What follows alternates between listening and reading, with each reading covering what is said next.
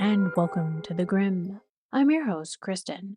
On today's episode, we'll be opening the gate and entering Trinity Churchyard, located in New York. The aroma of coffee mingles in the air. The gates stand open. Step carefully. It's time to descend into the hauntings of history. There are countless ways I could begin this episode, and I've drafted more than a few. But standing in Trinity Churchyard, the resting place of Alexander Hamilton, one truth rises above the rest. History and storytelling meet beautifully on this ground. The musical Hamilton may have renewed the world's fascination with his life, but this place, this quiet corner of Manhattan, is where his story settles into something far more human. And so this is where our journey begins today, at the crossroads of legacy, memory, and the soft hum of the past beneath our feet. Before we follow Hamilton's ghost through these grounds, Trinity Churchyard deserves its own moment in the moonlight. This is one of New York's oldest burial places, quiet, weathered, and strangely serene despite the chaos that surrounds it. Step through the gates of Trinity Churchyard and the city falls away.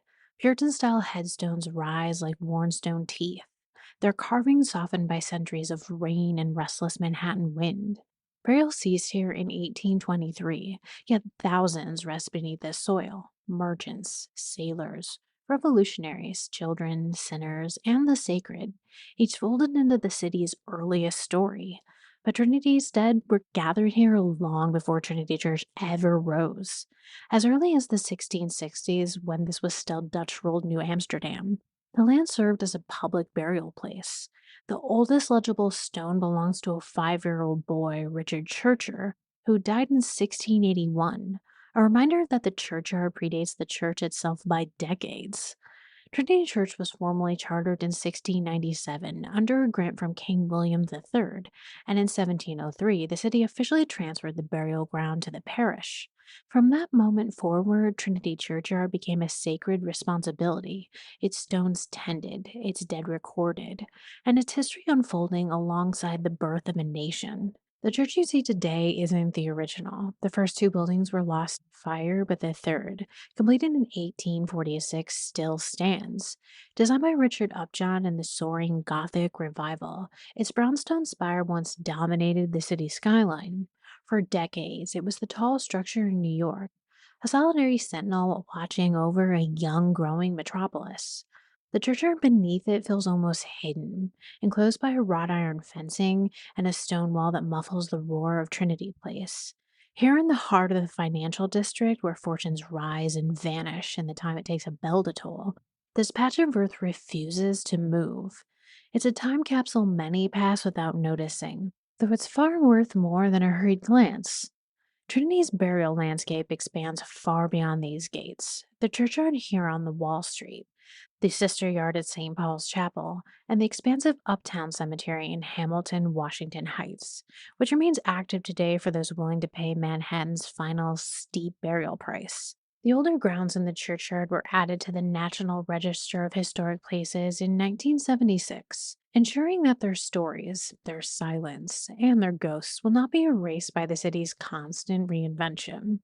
And among these stones lies the story that draws millions, the life, death, and the legend of Alexander Hamilton. Trinity Churchyard may be most famously tied to Alexander Hamilton, but he's far more than alone in this sacred ground. These worn stones hold an entire constellation of early America, its failures, dreams, innovators, fighters, its forgotten. Not far from Hamilton's towering white obelisk lies a quieter grave, easy to miss, though the man beneath it helped to reshape the nation, Robert Fulton. Before the age of skyscrapers and subways, Fulton imagined a different kind of future, one where steam and fire could push humanity forward. In 1807, his steamboat, the Claremont, chugged up the Hudson River in a plume of smoke and disbelief. Some called it witchcraft, others called it a nuisance. But everyone understood one truth: nothing would ever be the same. His machines shrieked and rattled across waters previously ruled only by wind and muscle. And though he died in 1815 at just 49, Fulton left behind the blueprint for the industrial America that would later explode around this churchyard. He sleeps here now quietly beneath the earth. While the city he helped modernize roars endlessly overhead, a few steps away rests Albert Gatlin, the longest serving Secretary of Treasury, an immigrant with a sharp enough mind to steady a young nation on the brink of collapse. Gatlin believed America could be more than just chaos and debt. He imagined roads, bridges, canals, and an interconnected country built not on chance but intention. While politicians shouted and armies clashed, he worked silently, mathematically, holding the fragile economy together with little more than grit and foresight. He lived to the age of 88, long enough to watch the country he shaped stumble, rise, and transform. His grave blends into the rows of stones, often overlooked. But without Gatlin's steady hand, the story of early America might have ended far sooner and far darker. Then there is John Peter Zenger, whose name whispers from the distant 1730s, before independence, before revolution, before the idea of America had a solid form.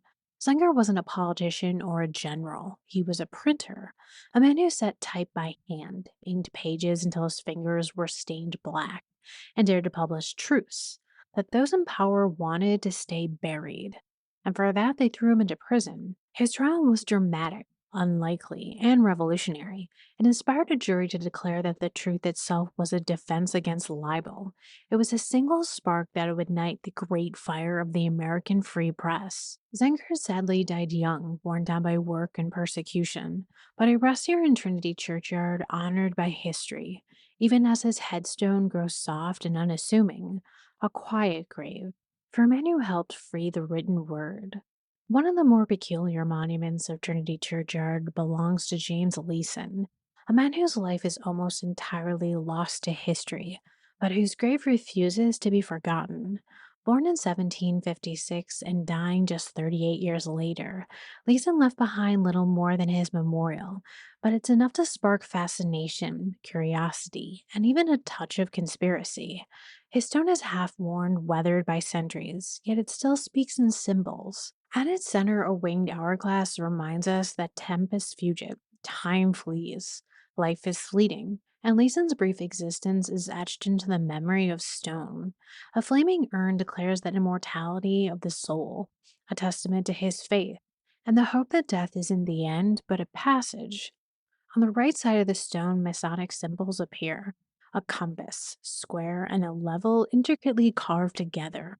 Leeson was a Mason, yet unlike many other brethren buried here, his grave carries an extra layer of mystery, a subtle cryptogram or a symbolic puzzle that has drawn amateur codebreakers, funeral art enthusiasts, and curious visitors for generations. It's in this cryptic quality, the whispers of a life half known, and the invitation to decode it, that gives Leeson's grave its haunting allure.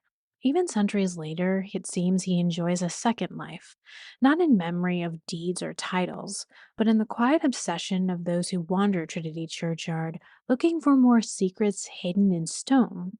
If Alexander Hamilton was lightning, brilliant, bright, and sometimes destructive, Eliza was the steady earth that held him, the quiet force that grounded the storm. She endured betrayals, the chaos of war, financial ruin, and the devastating loss of her son Philip.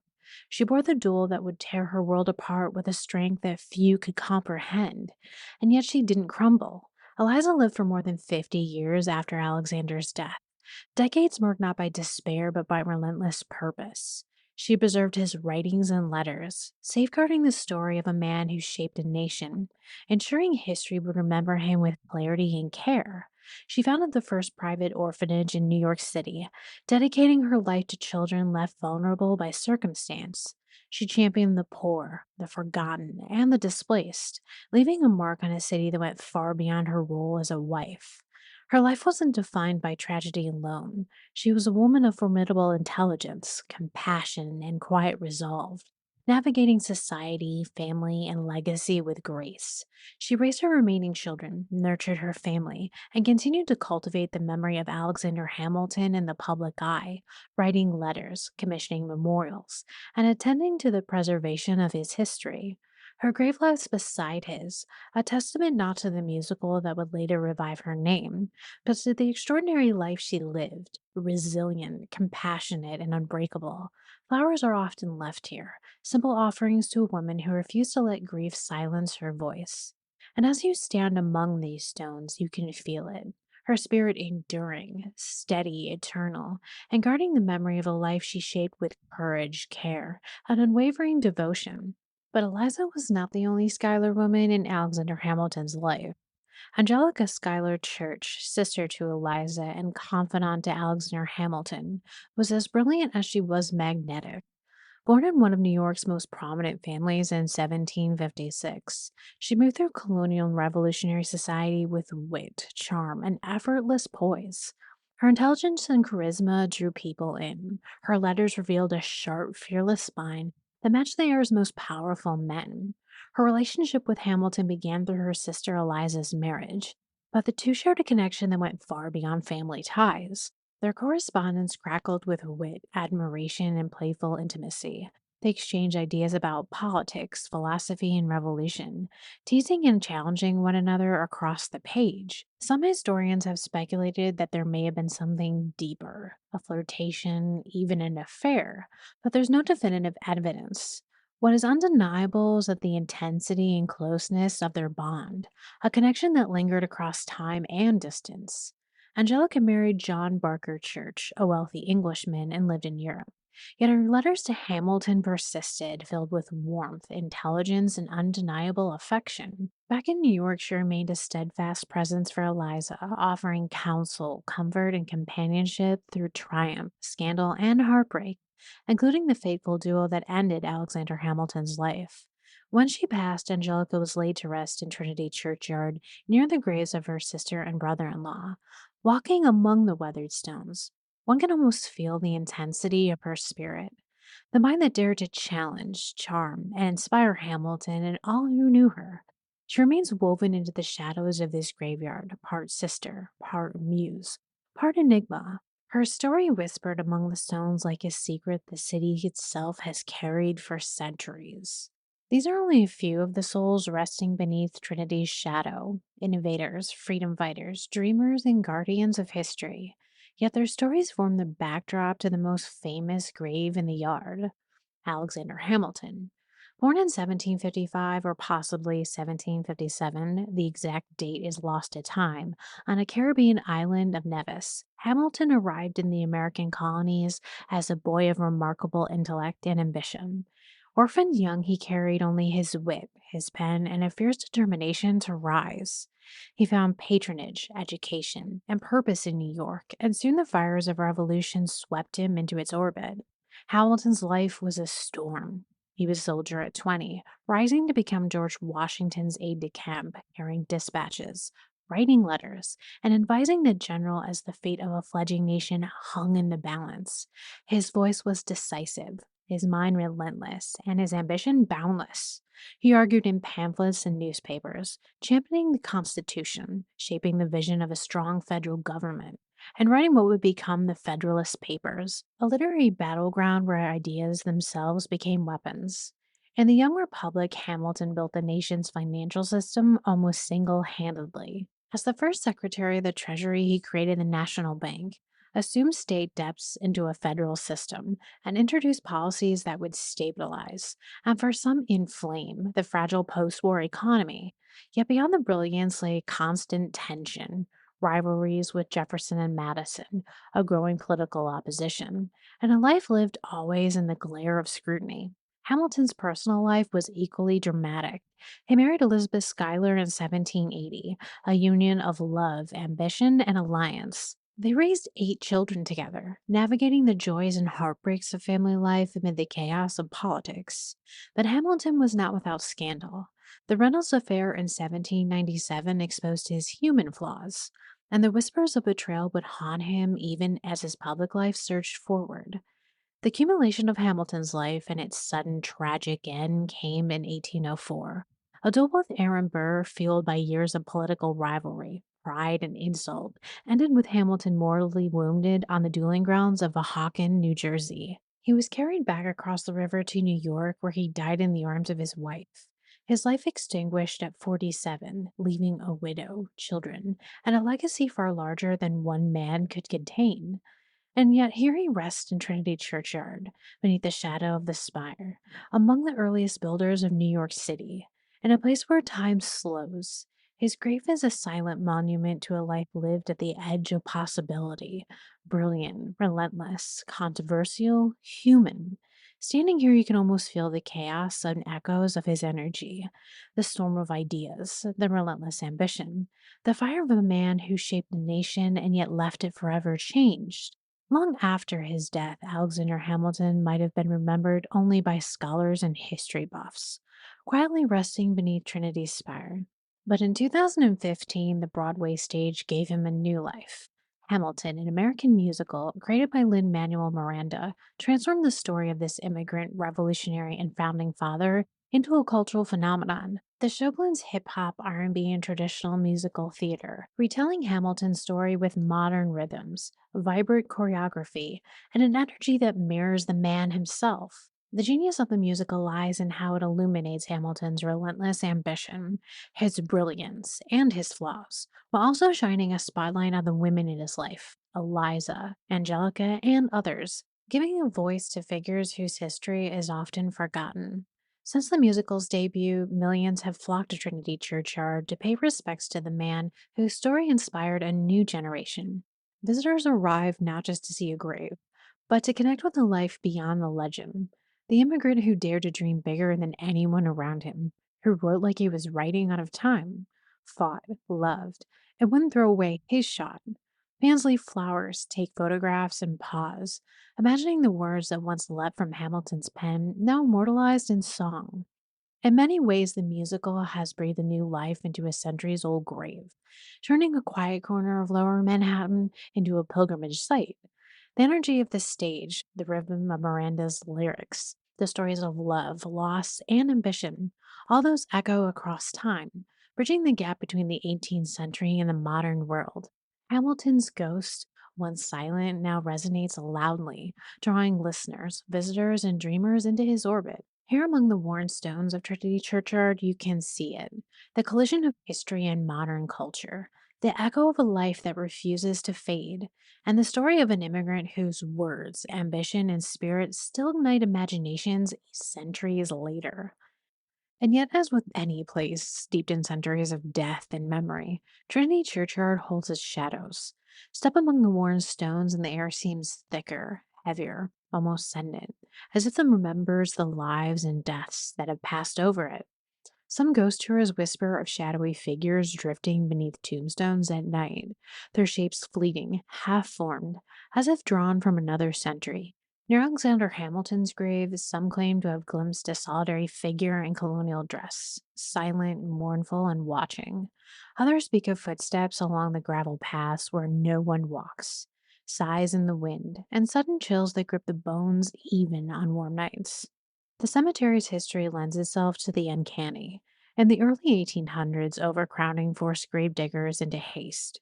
Coffins were sometimes only a foot and a half beneath the soil before older remains were moved to make room for the living dead. Bones were reinterred, plots shifted, and memories disturbed. It's no wonder, then, that the energy of the past seems to linger here, hovering between stone and sky, beneath the living and the dead. The headstones themselves are old enough to whisper, weathered skulls, winged death's head, and hourglasses carved into stone speak of morality in a language centuries old.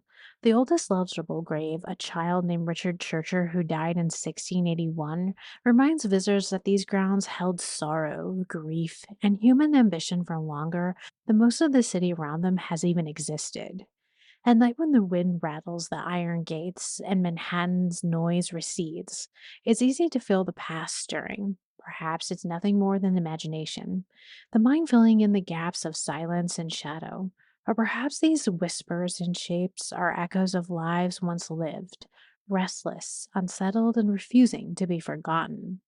For now, the stories of Trinity Churchyard slip back into stone, and the dead return to their uneasy rest, yet they're never silent for long. Thank you for walking with us through the veil into Trinity Churchyard, descending once more into the hauntings of history. The gate is sealed, the veil drawn, Yet death keeps no calendar, and so we shall return, as we always do, on the grim.